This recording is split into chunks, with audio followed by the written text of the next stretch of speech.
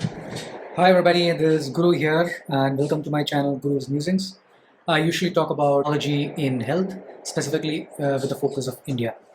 Alright, so today I want to talk about a specific topic which is on if you are a life sciences professional or even a student, right? And if you want to gain an entry into the field of AI, data science and machine learning, what would you like to do, right? What is the path that you need to take? Right? And so this is the video that we'll be talking about. Now, why would you want to learn the techniques around AI? I would see there are three reasons for which you might want to get into data science, right? Data science, machine learning, AI. So one would be if you actually want to get a job in this field, which means in the life sciences industry, healthcare, and so on, where you want to apply the techniques of AI, data science, and machine learning. So that would be one use case, one reason for which you would be interested in learning about data science, AI, and machine learning. The second would be if you are already happy in your job, but you feel that if you learn these techniques, right, you will be able to do your job better. You'll be able to apply this in order to make improvements in either the results or the efficiency in which you work. And the third broad reason might be that you have a strategic reason behind it.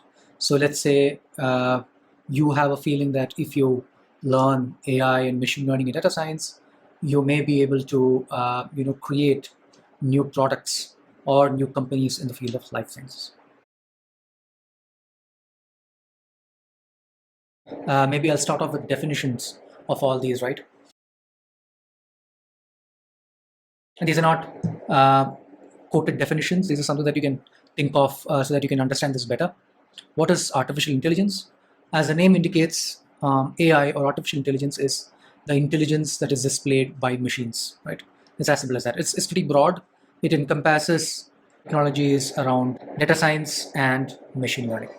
What is data science? Data science is quite a broad term which relates to the approaches and techniques to generate insight from data, right? So it can be simple visualizations or certain statistical methods, all the way to machine learning. All of these can be termed as under the field of data science, right? People, it's a little bit vague term, but you get the picture, right? It's basically to generate insights from data. What about machine learning? So in machine learning, you actually come up with algorithms which learn patterns from the data, and from those patterns it can actually generalize to population which is not seen. So the thing that you need to remember with machine learning is that of course you need to have sufficient data and that the algorithm learns from that data. It need not be explicitly coded. So it learns something, it learns some property, it learns some activity or task, and then it is able to replicate that into data samples which it is not seen. So that is machine learning. With that in mind, let me first start off with giving an introduction, right? At least you should know what this field is at a high level before you even take a step forward in deciding to learn that, right? Because it's not a small decision. It requires a lot of effort. It is exciting, no doubt, but it requires a certain kind of perseverance as well. And let me create maybe a common setting. Let's say that you are researching or you're analyzing people and you're interested in knowing whether these people will develop a coronary artery disease or let's say a heart attack, right? In such a scenario, each of these people will have a lot of data, right? Related to their demographics, related to their past history, related to their comorbidities, and so on, right? And then the outcome that you're looking at is if they will develop a heart attack or not. So this is a scenario, right? Now let's see what are the four broad use cases, right? So the first is from data. It can be simple. It can be like that get to know what the mean or the median or the mode of a particular variable. So let's say, or a frequency distribution as well. So let's say in the setting, we sort of generate insights that the risk or the incidence of heart attack in, let's say, people who have diabetes is X percentage, right? So that's an insight, something that you can get out of from data science. And similarly, you sort of can get other insights such as what is the average weight of people who had developed coronary artery disease. So these are general insights that you can get through data science techniques. Similarly, you can do certain hypothesis testing, right? So using statistical properties, you can come to the conclusion that yes, between certain two groups, so let's say you're interested in people who have significant risk factors like diabetes and hypertension and so on, and versus people who don't have any of these major risk factors.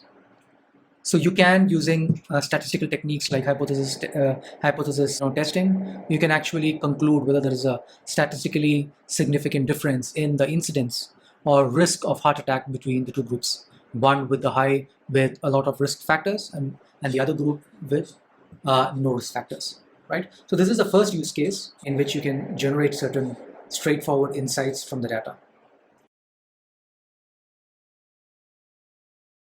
Right, so let's say you want to understand how does the risk of heart attack change with the age, right? So then you can use statistical techniques and quantify, right? And say that every 10 years increase in the age of a person increases the risk of heart attack by X percentage, right? So this is another use case wherein you want to quantify and understand the relationship between the input variable and the outcome variable, right? Now, the third use case is becoming more and more interesting, right? The third use case would be if you want to automate certain tasks, right? So now with generative AI coming in, the possibilities are actually exploding, right? So I don't want to go I don't have a specific use case with this setting, but let's say that you're interested in assessing the seriousness with regards to some category, with regards to certain criteria for people with certain risk factors, right? Ideally, you would have wanted physicians to do that assessment, but maybe you can use generative AI or certain other techniques to automate this task, right? Or reduce the burden on physicians, right? And the fourth final use case is predict the future. But it's no magic wand. It's not as if you can predict you can predict the future with a lot of accuracy. Maybe, may not be. It all depends on the complexity of what we're trying to deal with and the availability of data. So in the scenario that we talked about, with machine learning, we may be able to come up with a model with which, for a particular patient or a particular person with certain characteristics, we may be able to quantify his risk of developing a heart disease with a fair amount of certainty, right? So prediction is the fourth broad use case for AI, data science, and machine learning. I would say one definite prerequisite is data literacy, right? I would define data literacy as becoming familiar with data. You begin to be able to communicate around data, about data concepts. You begin to appreciate the structure of data. You begin to appreciate the different data types that we have and what kind of operations we can do with and so on, right? So data literacy is very, very key. Without data literacy, you'll not be able to jump into the more complex and sophisticated techniques that we just discussed about, right?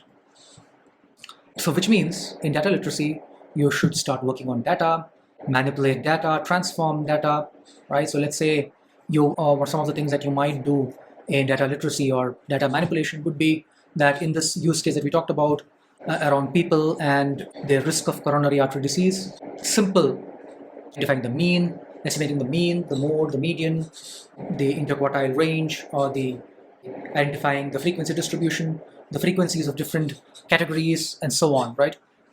These would typically be what I would say as data literacy. So this is the first thing that you need to try to learn, data literacy, right? And the only way that you can do that is get dirty, right? Get on with it. Get data. If you already have some data that you're interested in and you want to generate some insights, all the more better, because you have some clear objectives in mind in terms of what you want to achieve from this data, right? So get the data and start playing around with it, right? Of course, many people are comfortable with Excel and so on, but I would definitely recommend a programming language where you actually code to work on the data. There are a lot of advantages with that, right? So I would recommend the two most common languages. Go for R or for Python. Personally, I would go for R, but there are people who have also done very well with Python as well. So I leave that to you. I am a master user of R, so I'll be able to help you in case of any queries. But both R and Python, there are n number of videos either on YouTube or cheap courses available to you to learn via Udemy, or even free courses via Coursera, edX, all those online learning platforms. So what are the advantages of learning these programming languages like R or Python, right? I would say there are a few reasons. One would be that you would be able to appreciate the structure of the data. It's much more intuitive rather than working on, for example, a spreadsheet like Excel. The second would be you'd be able to appreciate the types of data, because you would need to understand the data type in order to code it properly, right? The third would be that you end up learning how to code. And this would actually translate into, maybe if you want to pick up some other languages as well, it's not required, but it'll, you will get rid of the fear of coding. So that's the third advantage. And fourth, very important, is the efficiency. You can become super efficient with programming languages, right? You can write a lot, you can do a lot of sophisticated operations very easily in a time efficient manner. All right. So closing this specific, the learning objectives around the data literacy, I would say that you get started. What I'll do is I will share in the links, via links either in the comments or the description of this video. I'll share some useful trainings that you can look at in order for you to understand how to learn to code in R and Python. Now, data literacy is crucial irrespective of the reason why you want to learn, AI. I talked about three categories of people, right? One would be they want to get into the job of AI in the life sciences. The second reason was that they're already there in the life sciences, they're happy with the job, but they feel that they can improve their efficiency and sort of achieve improvements in the way they're working. And the third would be people who are more entrepreneurial in spirit, who want to use AI in order to develop new products or new businesses around AI, right? So for irrespective of the reason, all the three categories of people with the three different motivations, all of them, I would strongly recommend that you need to learn data literacy, become very data literate, and learn how to do data manipulation in R or Python. Right? I would like to leave you with this and not think more, but what I'll do is I'll just give you a little bit of a roadmap of what you need to look to do in order to progress further in your skill set, right? People with the three different reasons for learning AI, right? The first two, which is people who want to get a job, or the second who want to make their existing job more productive, I would recommend that they need to take the next step and learn more sophisticated techniques in AI, data science, and machine learning. Some of which are statistical in nature. You would need to know the various probability distributions and then learn the hypothesis testing, right? You can, for example, rule out that two groups are similar with respect to a certain characteristic, and so on, right? So that's one level of sophistication. Another would be that use more traditional statistical modeling techniques, linear models like linear regression and logistic regression. These are used heavily in the academia as well in the life sciences.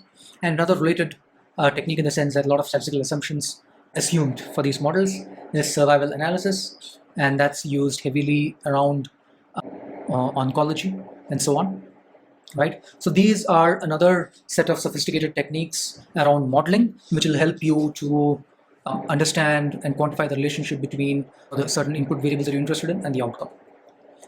And then moving onwards more into the machine learning realm, right, would be a lot of techniques which deal with structured data, like model-free methods like k-nearest neighbors, decision tree methods, backend boosting, and so on. So don't worry if these terms sound Latin or foreign to you. In the future, I will be talking about some of these methods in my future videos. And then, of course, some of the more modern techniques like deep learning and the more relative phenomenon around large language models and generative AI. There are also certain techniques in machine learning to deal with free text. Those set of techniques are known as natural language processing. And then certain techniques around dealing with image as data, right? So those are generally known as image analysis, techniques in image analysis. All right, so what does this mean, right? So these sophisticated techniques, right? I don't think everybody has gained mastery over all these techniques, right? But it'll be good for people who have motivations around getting a job, or making their jobs more productive to learn many of these sophisticated techniques. While the person with the third reason to learn, which is more strategic in nature to create products and so on, they need not learn all these techniques in an applied manner, but sort of understand how these techniques work at a high level, right? Also understand what are some of the core requirements, right? For example, the requirement of sufficient samples of data, understand the approaches, understand how to interpret some of the results, understand what some of the issues are, and so on, right? So someone who wants to learn AI and machine learning, not in applied manner, but sort of more strategic in nature to build new products or new companies. The thinking that I have in mind is, they need to identify use cases where they can apply this, and then of course hire people or partner people who are experts in this field, right? So this is how I would like to conclude this video. There's a lot of things that are there in this field. You need not get confused. You need to take things step by step. So keep an open mind. Don't, I would say, keep certain strict timelines in mind. You never know, right? Our objectives, interests might change in the future. What I would say is take in a step-by-step manner. And for now, if you're a total beginner, focus on learning or becoming literate with data literacy, right? So learn R or Python, learn it gradually.